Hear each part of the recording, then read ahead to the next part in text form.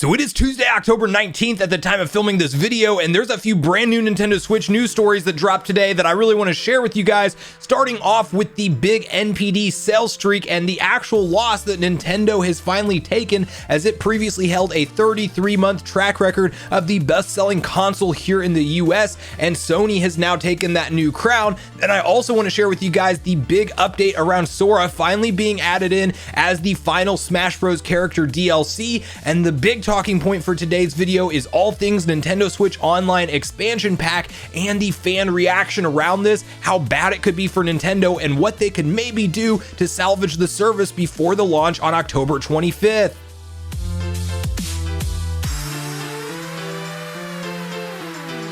What's up, Nation? If it's your first time on the channel, make sure you join Sunbro Nation by subscribing below, hit the like button on this video if you enjoy it today, and make sure you turn on your bell notification icon so you're kept up to date with all the newest gaming news. Now, as I mentioned, guys, we're covering a few different stories today. I want to start it off with some NPD sales numbers, as we now have them officially in for the month of September, and that is here in the North American region, tracking all sales, both consoles and games. And there's a few notable mentions here, the first of which being the fact that the Nintendo Switch has actually been on a 33-month streak of the best-selling console overall, if you guys can believe that. And I do think that it's something that's impressive to say that, wow, 33 months the Nintendo Switch has been taking home the top-selling console spot, and that has now officially come to an end, as it was in September surpassed by the PlayStation 5 in total units and dollar sales, and they have not been on top the majority of this time in terms of dollar sales since the PlayStation 5 launched, because of course that is a more expensive console. But when it comes to the unit portion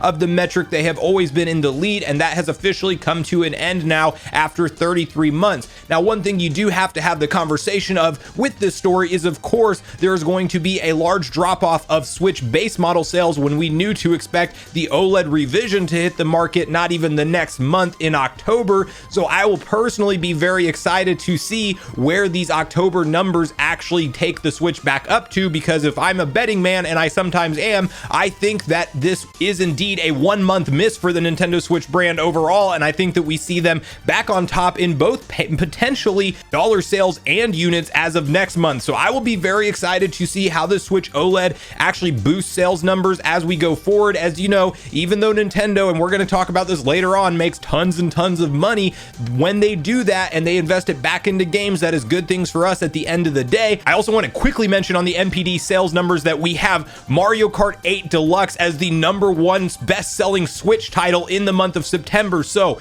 I have now decided, apparently I'm going to have to go outside of GameStops and Walmarts with a giant sign that says stop buying Mario Kart 8 Deluxe, because we're not going to get Mario Kart 9 until this game stops performing so freaking well. So for all the Nintendo Switch fans out there, if you haven't bought Mario Kart 8 Deluxe, just wait for 9 to come out, because as long as this game keeps selling, Nintendo will not give us 9. And that's just my little side rant there, but gosh dang it, this game continues to sell constantly and is always in the top charts, even though it was a Wii U port from 2014, and us Mario Kart fans are long overdue for a sequel. So if you want Mario Kart 9, or my personal hope, Double Dash 2, this game has to stop selling so well. And obviously I know that's not mostly you guys watching the video, it's probably brand new Nintendo Switch fans, and in all reality Mario Kart 8 Deluxe is a great game, but it's kind of crazy to see this one continue its momentum that seems that it apparently never ends. So you guys let me know all your thoughts and opinions on these NPD sales numbers. What is your personal predictions for next month? Do you think that the Switch will actually regain its #1 spot here in the US as the top selling console due to the OLED model launch? And then a bonus question, do you think that because of the higher $350 price point and the launch of this revision, that we may even see it take top dollar sales and unit sales? So share all your thoughts on all things NPD sales data in the comments down below. Now from there, I want to talk about both a happy day and a sad day for all Smash Bros fans out there, including myself, because as of yesterday, we had the final addition to the Smash Bros Ultimate DLC roster, who is none other than Sora, and what a great send-off for the series. I really could not be happier with the pick, even though I was personally pulling for Waluigi to one day make an appearance, and appears that will not happen for the foreseeable future. But with that, Sora's the great send-off for the series. Fans are absolutely enjoying them, and it's kind kind of crazy to think that now we will not have any further DLC when it comes to new fighters in Smash Bros. Ultimate, and the long development of this game has finally ended, and Sakurai can take himself a nice, very well-deserved vacation, from games for a while until he's ready to come back and start something new. But with that, I do want to show some of the gameplay footage of Sora if you guys haven't gotten around to picking him up yet. I haven't played it myself yet, but I'm starting to see all this gameplay and moveset footage pop up online, and it is getting me very hyped. The stage, the music, everything from the Kingdom Hearts series fits perfectly into the Smash universe, and it's also getting me pumped for the conversation around Kingdom Hearts games making their way to the Switch, even though the right now problem is that there will only be cloud versions, but we may have hope for native ports to eventually come due to recent interviews, but that's neither here nor there. I want to hear from you guys around Smash Bros. Ultimate DLC, and if you're picking up Sora, we definitely saw this actually impact the sales of Smash Bros. Ultimate, which I think is a very cool thing to see, because we did see it actually number 3 in the NPD charts, and it's also number 3 on the US eShop charts in the Nintendo Switch eShop store. So that is a very reassuring thing. That means that people were actually picking up either a Nintendo Switch and Smash together, or at least just picking up Smash Bros for the first time just due to this massive announcement of Sora being added into the game. So I personally cannot wait to actually dive in and play with Sora hands-on, and I would love to hear from you guys in the comments down below if you've picked up Sora yet, if you're planning to pick him up, if you have not, and what your overall thoughts are as him being the final DLC character, and how do you feel now that we can finally wrap the bow around Smash Bros. Ultimate and agree that it is actually done in development. Like, how do you feel as a Smash fan? So make sure you share all your thoughts and feelings around Sora being the final character of Smash Bros. And your hands-on impressions of him if you have gotten a chance to play as him in the comments down below. Now, the last story I want to share with you guys today is actually really one that I am personally very conflicted on, as if you rewind on the channel just a month or two ago, you will see nothing but hype from me coming around all of the rumors that we saw that were suggesting that we would get Nintendo 64 games added to Nintendo Switch Online. And of course, when we finally got that at the September Direct, I was like hype levels through the roof, and I couldn't believe that they were giving us both N64 and Sega Genesis as part of this, what is called the Nintendo Switch Online expansion pack. Then we got the surprise pricing announcement at the end of the Animal Crossing Direct in October, and since then the fans of Nintendo consoles have been up in arms about this pricing point, because it is a whopping $49.99 per year annually, which is far more than double than the base service that they were charging before, and it has a lot of people questioning the value that Nintendo is going to really deliver with this service. And to start off this conversation, I want to point out that Nintendo's video on this expansion pack overview trailer is currently at 77,000 dislikes with only 16,000 likes. And obviously, there's been videos in the past that sometimes get heavily disliked by fans, and Nintendo continues to truck along and make money, but I have never seen this big of a backlash around a big decision from Nintendo, at least in recent memory. So I think it brings up a really good discussion point amongst us gamers on what do we need to see Nintendo do, and why is it so controversial to begin with. And we'll start there because, for people who don't understand it, I've definitely seen in the comments certain fans basically stating that, hey, listen, if you break this down over the course of 12 months, it's only like $4.16 per month. That's nothing major, and it's definitely worth it. And while I can see that point of view, and you can argue that that is a pretty low monthly price when it's divided, the problem with this pricing tier is this puts Nintendo in line with what Sony and Microsoft are charging for their full annual service, as well, as they are both priced at $60 annually. And the problem is there's some real basic functionality missing from Nintendo Switch Online at its core, such as the ability to party chat or message somebody, invite them straight into your game with the party chat available. I mean, we just got Bluetooth support added. How cool would it be to actually be able to talk through to your friends through the Switch while you're playing Smash Bros with them online, or while you're playing Mario Kart 8 Deluxe online, or let's talk about Splatoon 3 being around the corner. Like, that game needs some great online structure and functionality to really promote its awesome online experience that it's going to have. So, there's a lot of things still missing. If I want to look somebody up on Nintendo Switch, I cannot search their username. I have to remember a random friend code that is like 12 digits long, that's like Like, why are we doing this in 2021?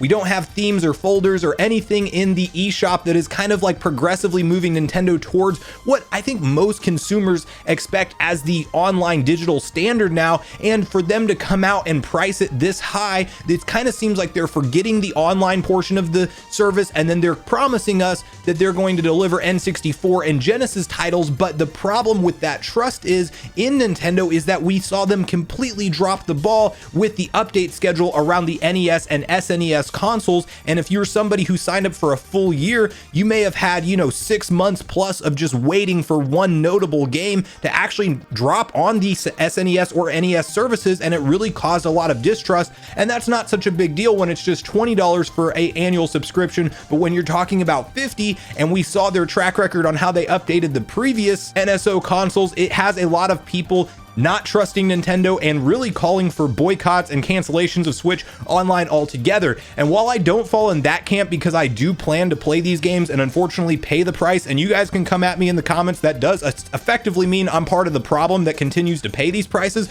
But you know what? To me, at the end of the day, it's been so long since I've been able to play Ocarina of Time and Majora's Mask in decent resolutions, and there's so many other games that I'm hoping Nintendo will add that I'm gonna go ahead and pony up and pay the money. But I do think that it's worth discussing why fans are not behind this in a big way, and it's okay to be on that side of the fence too, because Nintendo is definitely pulling a money hungry move here. But what can they do to make it right? Because my personal opinion on this is that Nintendo will not adjust the price point whatsoever. They will stick to their guns firmly on this and act like $49.99 is a fair price for their IPs because of how highly they value them, with N64 really being the obvious draw here, because you can play over 50 classic Sega Genesis titles on a collection pack that is already available on the Nintendo Switch right now today. So they are definitely selling us N64 games for this $49.99 price. It was then also a very interesting decision for them to add in the Animal Crossing New Horizons DLC pack, which is valued at $25 standalone,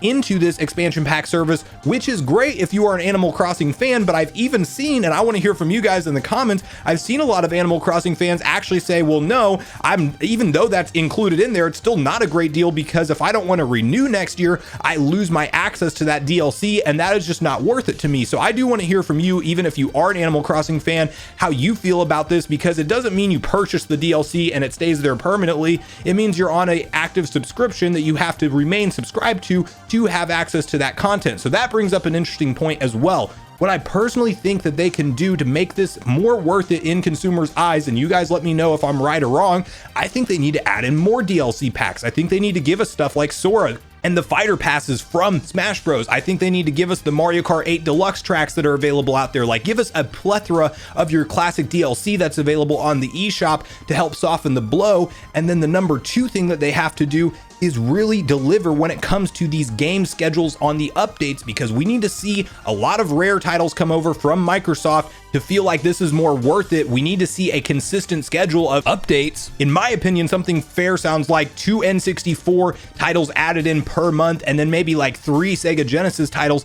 added in per month. And that needs to be consistent across the board for this service. And then I think you even have to bring in additional consoles to really make this worth it in other people's eyes. Like, if they're gonna go the Disney Plus route and try to charge this $50 a year price point, go ahead and give us your full library of games, at least a lot of the classic ones, and they can start off, maybe not GameCube and Wii, let's leave that for whatever the next gen Switch is, but they could at least bring in Game Boy, Game Boy Color, and Game Boy Advance relatively easy, and at least give us the Nintendo first party titles that don't cost them a bunch in licensing as part of this service if you really want people to subscribe. Because I saw a ton of hype levels from fans be at the maximum, and then when we got the pricing point, there's just a bunch of, well, I'm not going to support this anymore, and I'm not going to subscribe, and I'll probably even cancel my base membership, or all I'll do is remain with the base membership. So obviously there's a lot of talk online around this stuff. I think in addition to those couple changes we talked about, we also just need to see them overhaul the base online structure, and that would help soften the blow.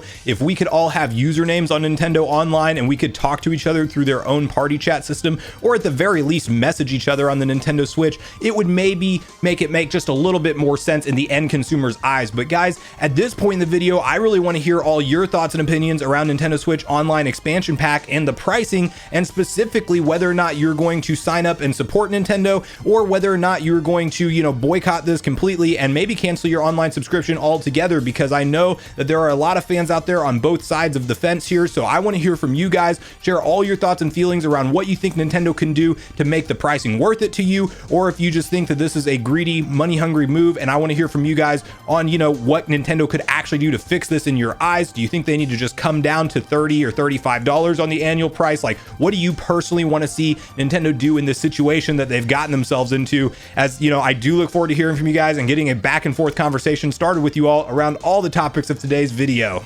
Thanks so much for watching the video today, everyone. I do truly appreciate you all sticking around until the end. I do at this point in the video want to invite you all one more time to join Sunbro Nation if you haven't done so already. Do so by subscribing below, hit the like button on your way out if you enjoyed it today, and make sure you turn on your bell notification icon so you're kept up to date with all the newest gaming news. That's going to do it for me, guys. I hope you all have a great day. Sunbro Nation, out.